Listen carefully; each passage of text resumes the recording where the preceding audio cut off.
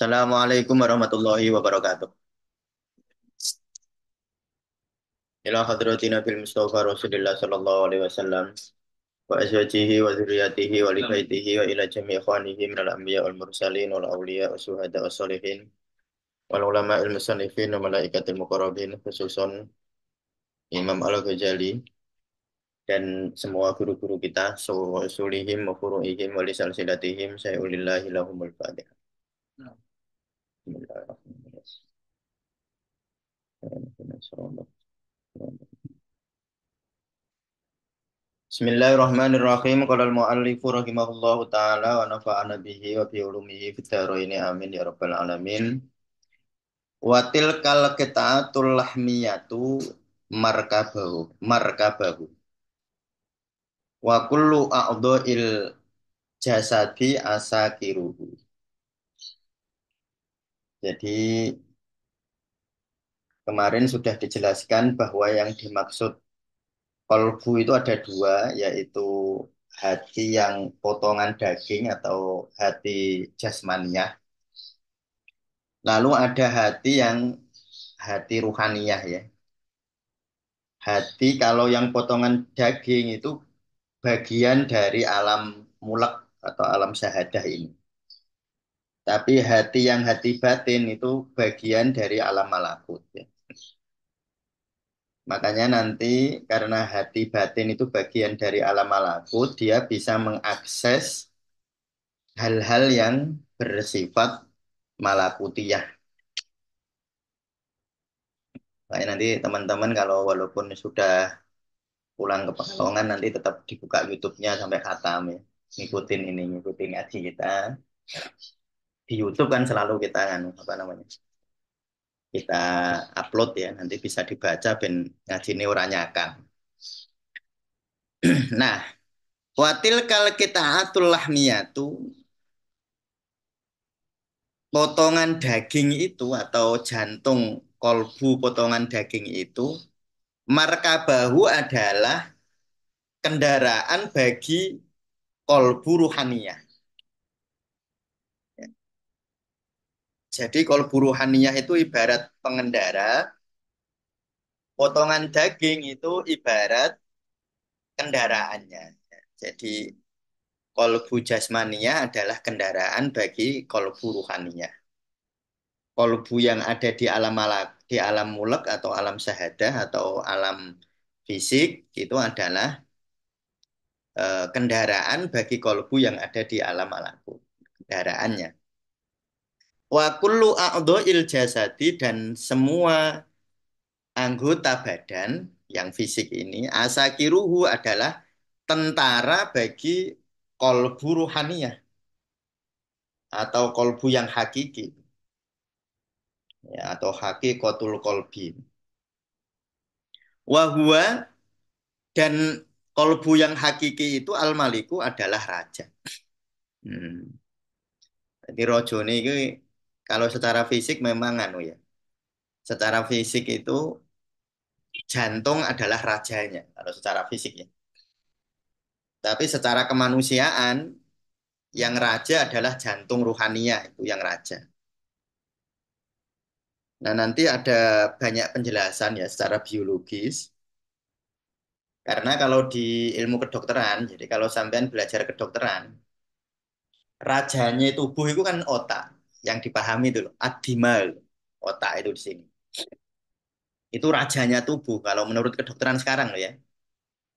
Jadi semua apa namanya? Semua kinerja tubuh kita itu ditentukan oleh otak. Tapi itu akan berbenturan dengan konsep-konsep agama ya. Karena kalau konsep agama itu kalau kita melihat hadis Rasulullah itu ala fi jismi bani Adam mughatun idza soluhat jasadu kullu wa idza fasadat jasadu kullu ala wahyal qalb. Itu hadis tentang jasad sebenarnya ya. Jadi di dalam diri anak Adam itu ada segumpal darah mudghah. Idza soluhat jasadu kullu. Jika segumpal darah itu baik, maka baiklah seluruh tubuhnya. Wa idza fasadat jasadu kullu. Ketika segumpal darah itu rusak, maka rusaklah seluruh tubuhnya. Itu kalau di dalam konsep, ya tentu itu akan selalu menjadi bahan perbincangan yang asik ya, yang tidak perlu tegang-tegang kita membahasnya. Itu sudah jadi perbincangan yang lama. Nah, tetapi sekarang itu ada model model kedokteran maksud saya ya, yang menyebut bahwa jantung itu yang mengendalikan otak. Jadi jantung adalah pengendali otak, bukan otak yang mengendalikan jantung, tapi jantung yang mengendalikan otak. Itu bisa dilihat dari serabut sarafnya. Jadi serabut saraf dari otak ke jantung dibanding dengan serabut saraf dari jantung ke otak itu lebih banyak dari jantung ke otak. Jadi otak itu lebih banyak mensuplai informasi ke jantung itu lebih banyak mensuplai informasi ke otak daripada otak yang ke itu alasan alasan ininya fisiknya. Tapi alasan embriologis juga begitu. Maksudnya alasan embriologis itu gini, embriologis itu dilihat di alam kandungan. Jadi mana yang terbentuk dulu antara otak sama jantung? Nah, yang terbentuk dulu itu jantung, bukan otak. Jadi jantung itu terbentuk beberapa hari setelah terjadi pembuahan, setelah terjadi fertilisasi. Tapi nanti otak itu setelah 4 minggu baru terbentuk. Loh, artinya kalau terbentuk jantung dulu, mesti jantung ini kan Bose berarti, Yung. Dia terbentuk dulu. Berarti kan sejak awal jantung sudah mengendalikan otak. Itu alasan embriologis ya. Kalau nanti sampai mau jadi ilmuwan harus mau masuk dalam perdebatan itu ya.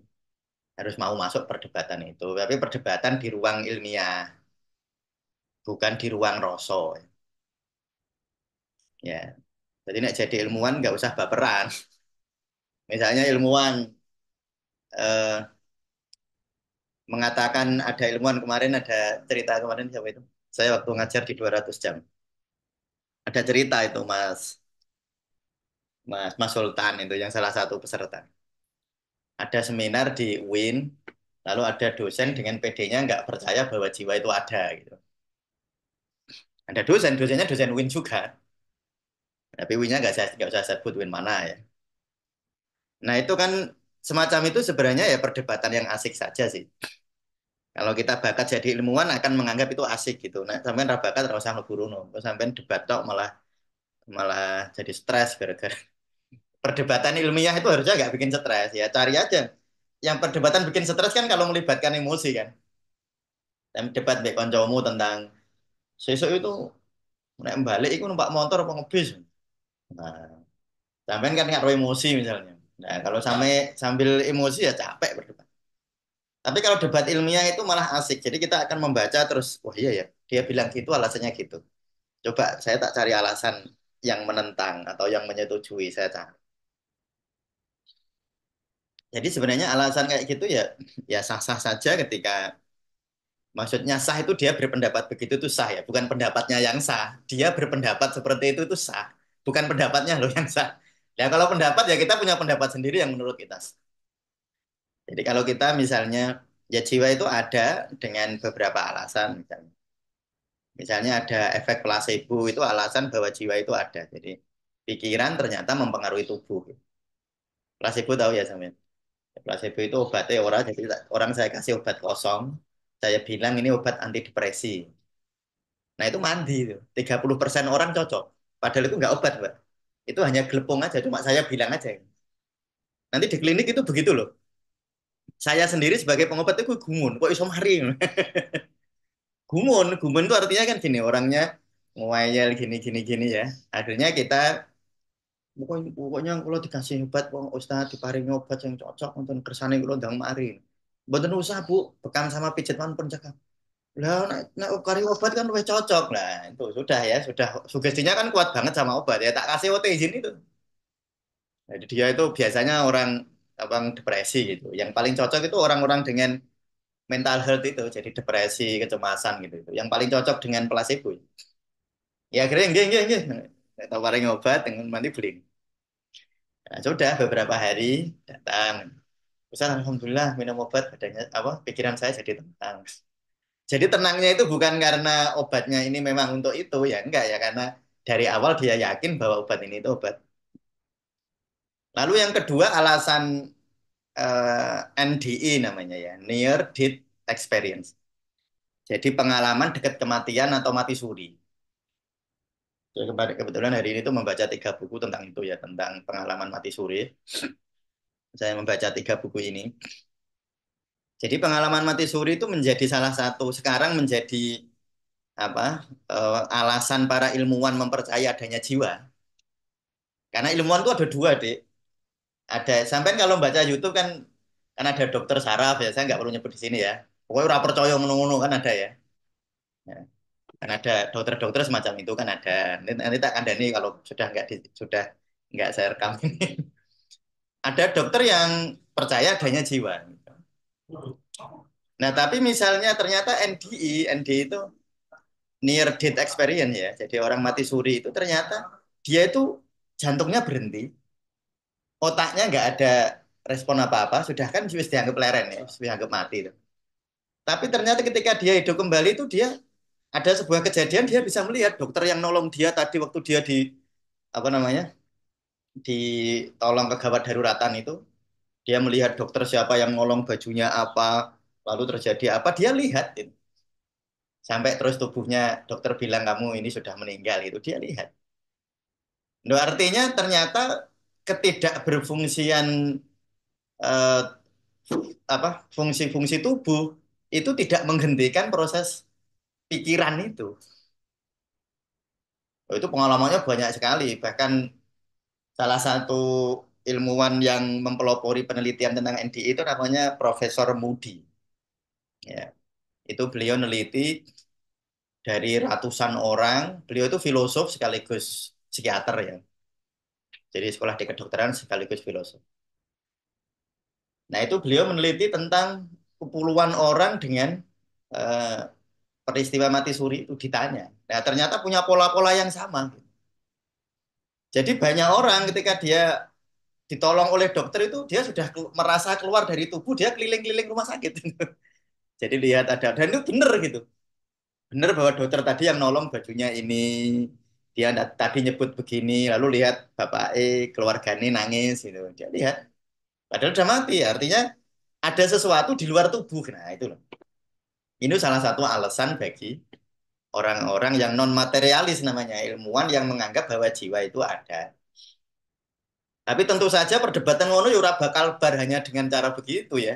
Wong jengene wong wis yakin kan gak alasan kan. Nah, yang nggak percaya cari alasan lagi dan ya nanti nek sampean tertarik kayak gitu ya perdebatannya diikuti aja.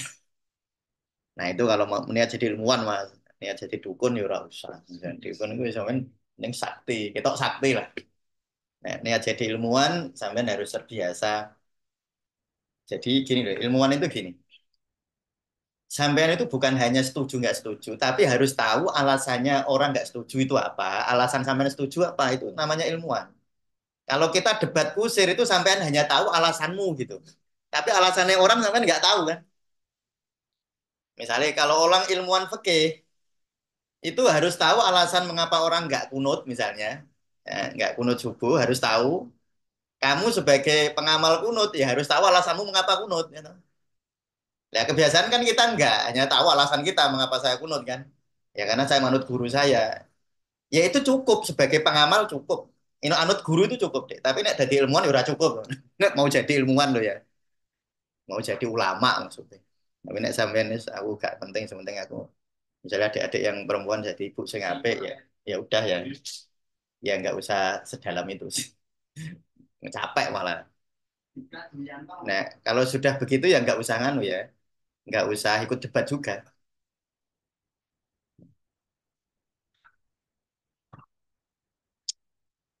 Nah ini tadi kita membahas tentang itu. Jadi kalau Al-Ghazali begitu, kolbu itu ada yang jasmania, ya ada yang jasmania, ya tentu semua orang percaya karena memang ono barangnya ya. Ya. Tapi yang kolbu ruhaniyah ya kaum materialis nggak percaya. Adanya ruh, adanya. Jadi kalau di tasawuf tasawuf itu terminologinya gini, nggak ada terminologi jiwa loh ya. Jiwa itu orang bahasa Jawa.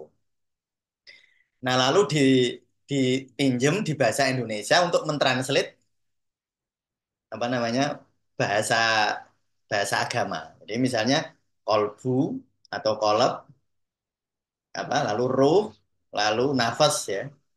Ya kan tiga ini yang jadi terminologi ya tiga ini kolab, nafas, ruh. Nah ini kadang-kadang telurnya di mana nih jiwa kabeh. Nah itu repot memang. Makanya saya itu kalau mentranslate misalnya saya mentranslate buku ini ya kimia usahadah itu saya nggak transit jiwa nggak ada istilah jiwa ya kolbu saya transit kalau kalbu. Jadi kalau apa namanya akal ya tak transit akal gitu. Ruh tak transit ruh. Nah kadang-kadang enggak ruh ya jiwa, kolbu ya jiwa. Nanti itu tumpang tindihnya bingung loh sampean. Karena jiwa nanti sampean akan memaknani jiwa yang kalian yang sampean pahami dari lingkunganmu ya. Toh. Nah lingkunganmu nek wong Jawa lingkungannya ngene-ngene. Wah jiwa rogo. Wah. Apa? Gue bayangnya jiwa itu apa coba? Kan bingung. Wong kadang-kadang bayangnya jiwa dan hati. Wong ku yang penting atine. Wong yang penting jiwane. Lho sing bener iku ati apa jiwa? Ini mau jadi ilmuwan loh ya.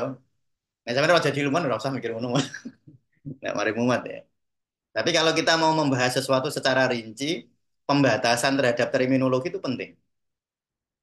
Ya misalnya nanti sampean buat skripsi atau buat tesis atau buat disertasi kan ada batasan istilah tuh. Jadi ada namanya apa? Definisi operasional. Harus ada kan.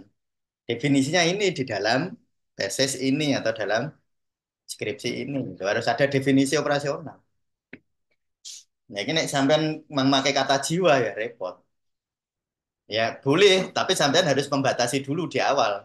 Yang saya maksud jiwa pada skripsi ini adalah jiwa dalam artian kolbu di dalam terminologi tasawuf.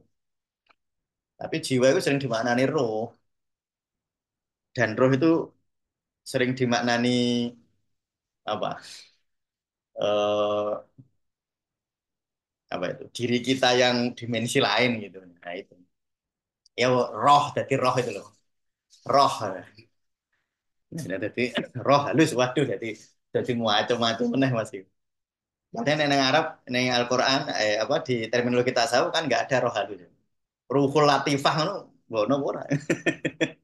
Tapi sampean ketika dibilangin lo harus bayanganmu apa? Hantu toh. Nah, repot. Makanya saya berusaha untuk tidak menggunakan istilah jiwa kecuali ketika saya ngaji di depan orang umum.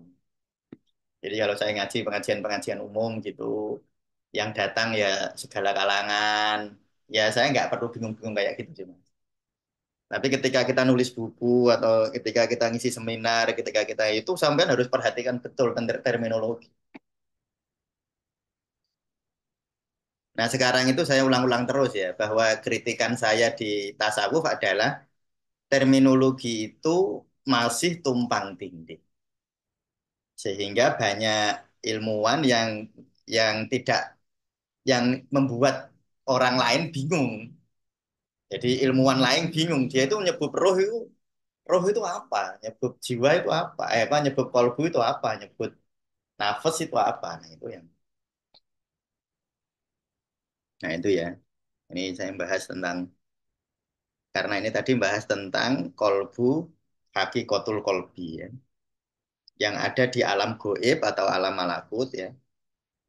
Sedangkan kolbu yang eh, lahmiyah ya, lahmiyah itu daging tadi, potongan daging al-qita'atul lahmiyah itu ada di alam mula. Nah, yang rojoni kuwi nek Al-Ghazali yaitu kolbu yang bersifat rohani. Dia raja. Wahwal maliku, dia adalah raja. Wa ma'rifatullahi dan ma'rifatullah atau mengenal Allah wa musyahadatu jamalil hadrati sifat.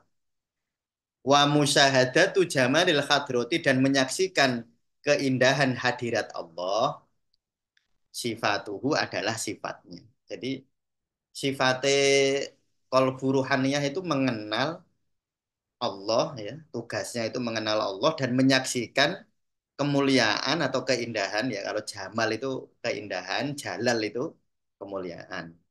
Lah ngono kuwi barang ya kemuliaan, keagungan ini ya bingung ya. Jadi kata-katanya itu kadang-kadang memang belum ada definisi terminologi yang bisa tepat gitu.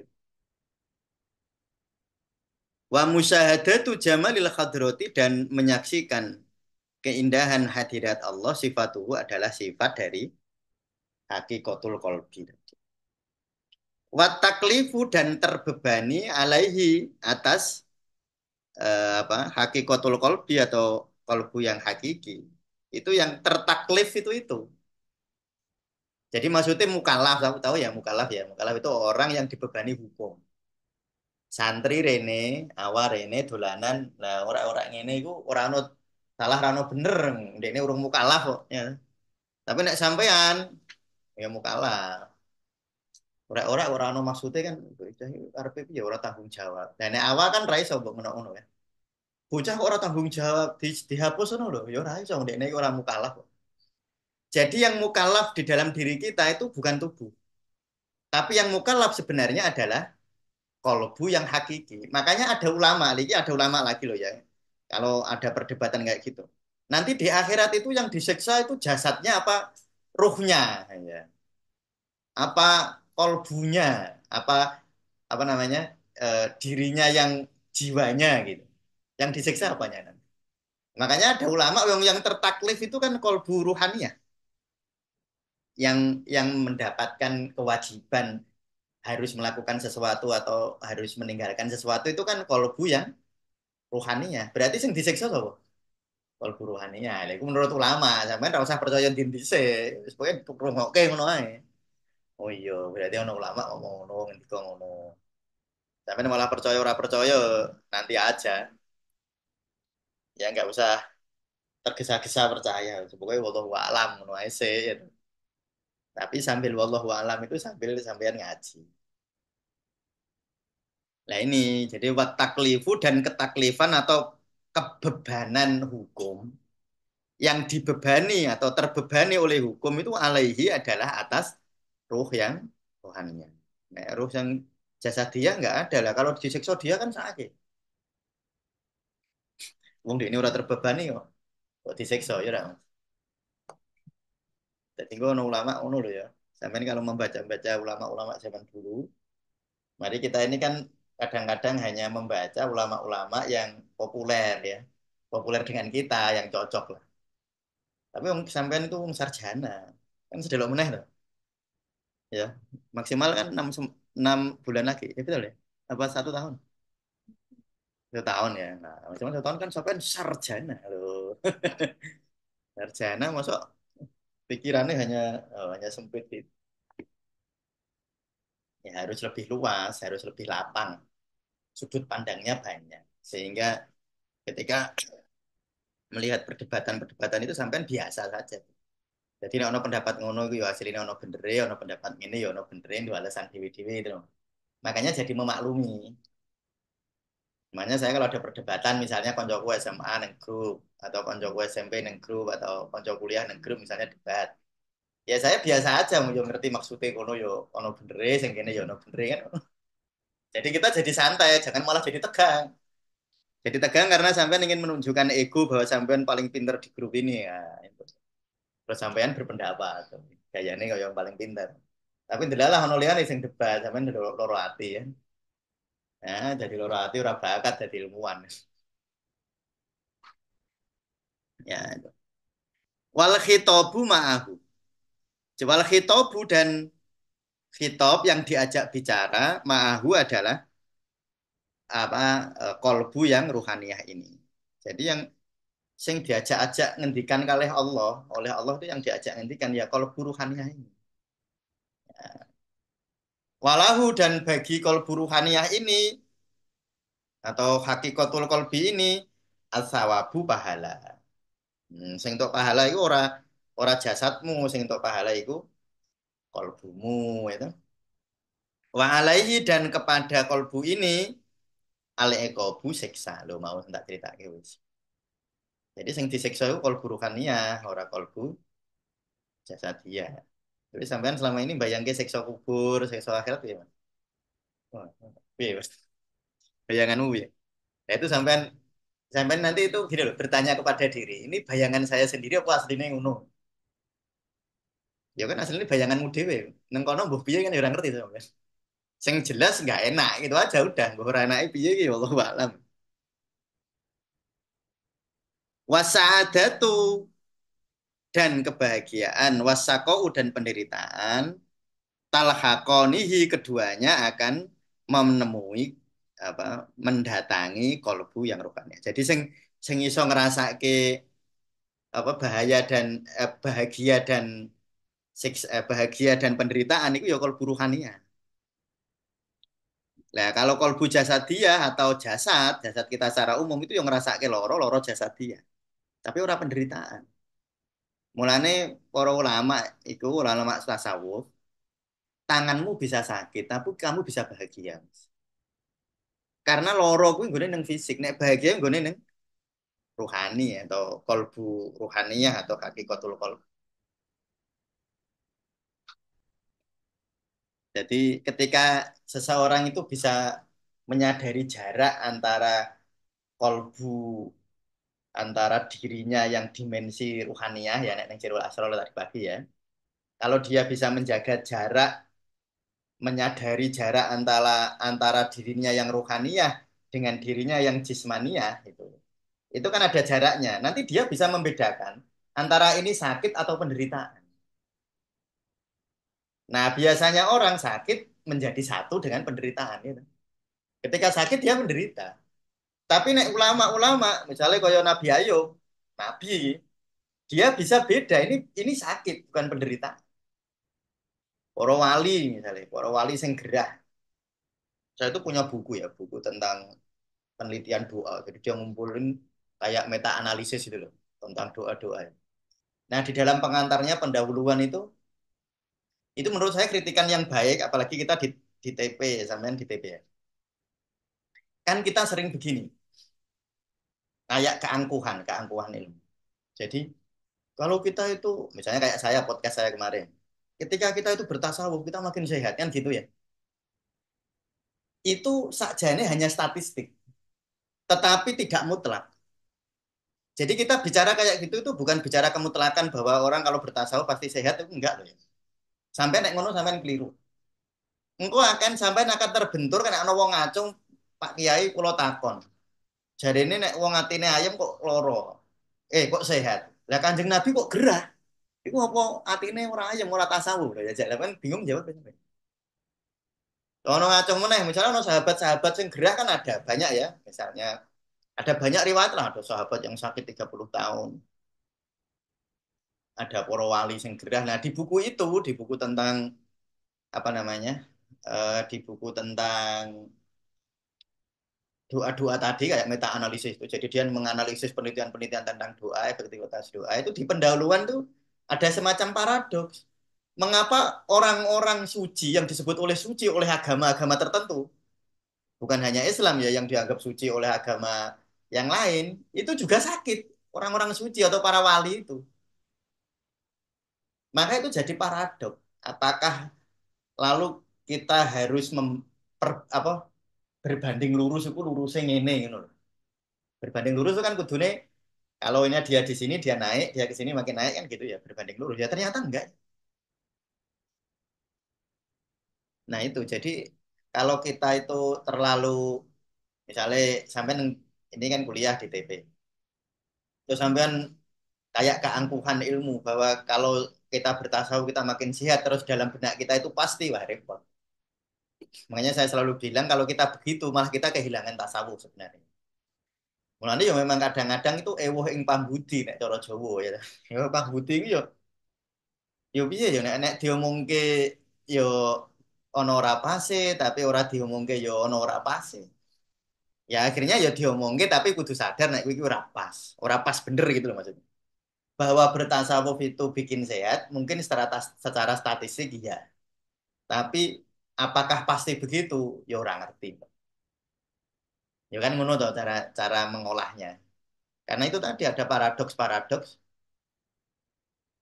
Makanya terus pertanyaan di situ lalu apa pentingnya doa kan gitu di buku itu. Kalau memang doa itu sakti, ya artinya doa itu bisa bisa menyembuhkan suatu penyakit, lalu mengapa orang-orang suci yang dianggap suci itu lalu sakit? Nah, kui, gitu. Makanya lalu nanti orang-orang bijak itu membagi jenis-jenis sakit. Itu kan cara rasionalisasi gitu. Ini ben, ben bisa diterima. Tapi aslinya itu paling enak itu Allah apa ya Gusti Allah itu sing moga mutlak terserah jenengan ya Allah. Sesungguhnya kui nah itu jalan-jalan apa mendamaikan itu tadi memang jadi itu statistik ya. Jadi statistik kan sampai belajar statistik itu jangan bilang itu pasti loh ya. Pasti ada margin error istilahnya ya. Jadi misalnya ada penelitian survei, itu kan ada margin errornya 3%. Berarti ada 3% ini yang bisa keliru gitu.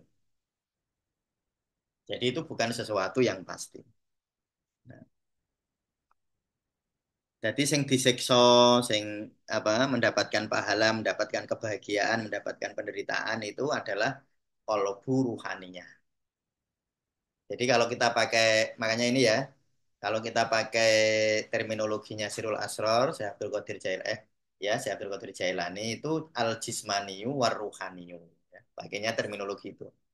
Tapi kalau nanti pakai terminologi ini bisa jadi kolbul jismani ya, jadi hati jismani dan kolbu ruhani. Waruhu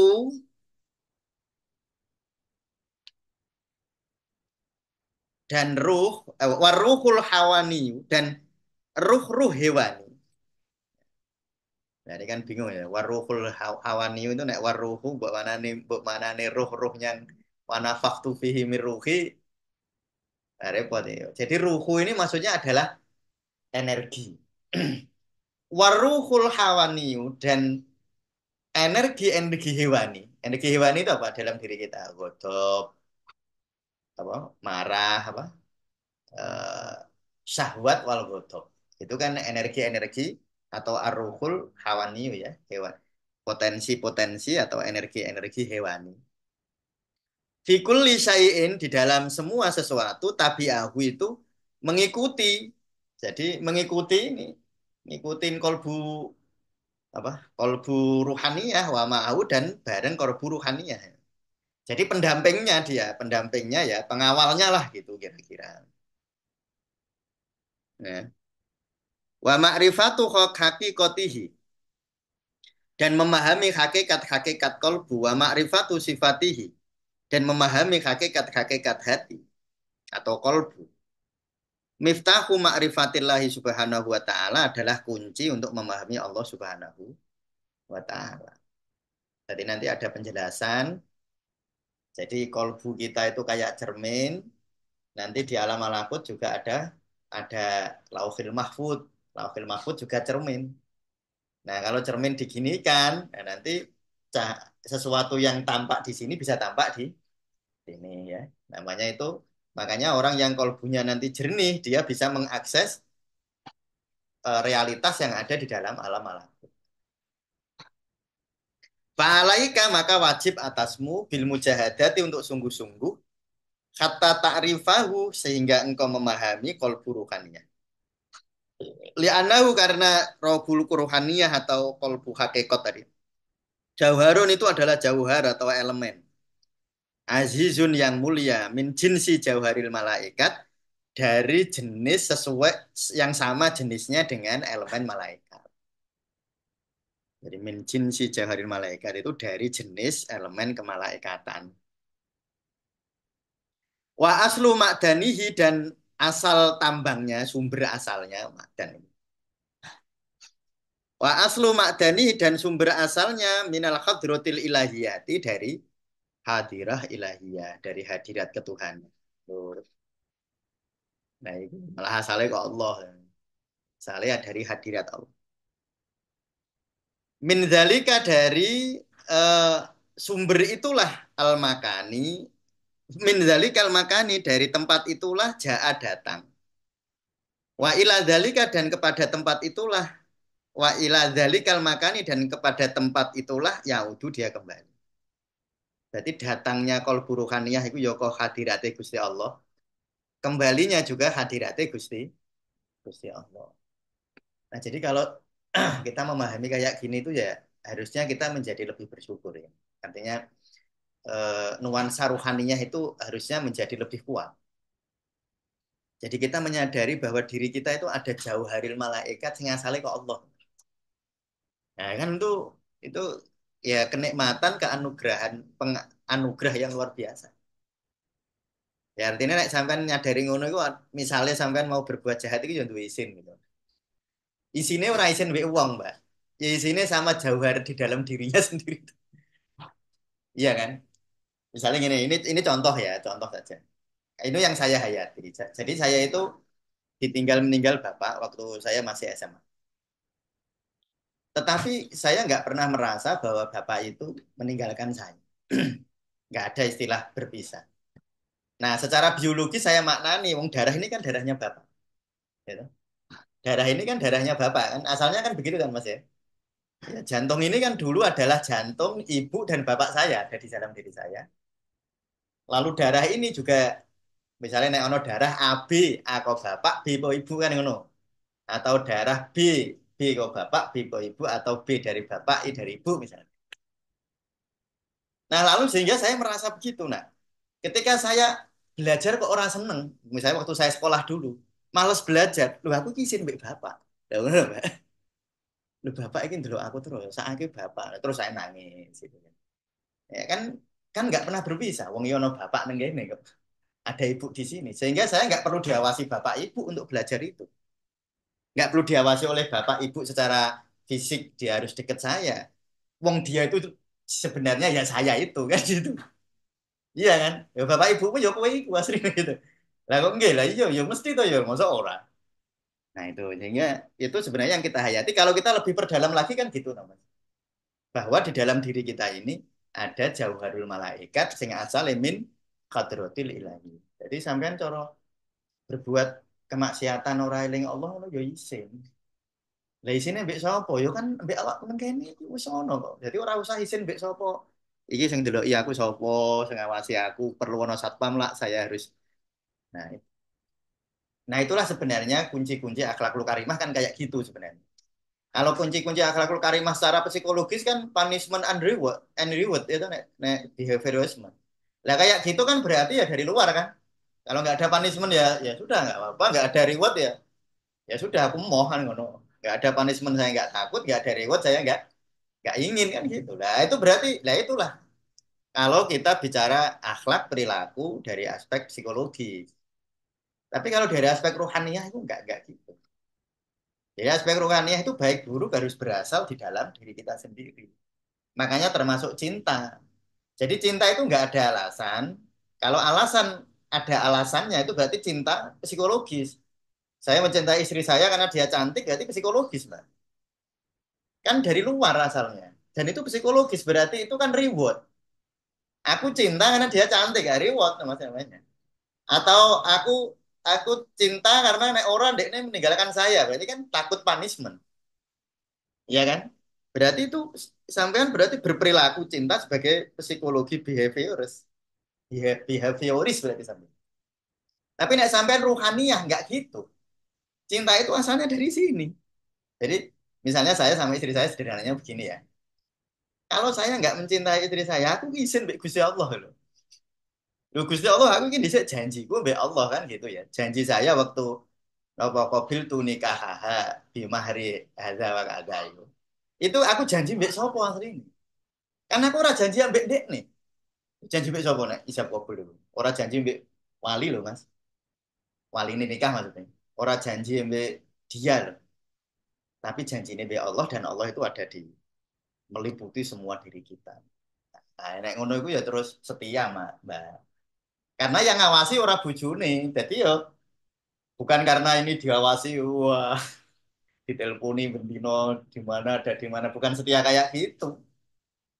Setianya berasal dari diri dalam. Nah, itulah sebenarnya nanti yang dibahas dalam kitab Kimia Usaha itu bahwa semua kebahagiaan itu harus berasal dari dalam diri kita sendiri. Ya itu nanti akhirnya kita bahagia sejati gitu loh, bukan bahagia kesenangan belaka. Ya saya kira demikian akan dilanjutkan oleh kami ini untuk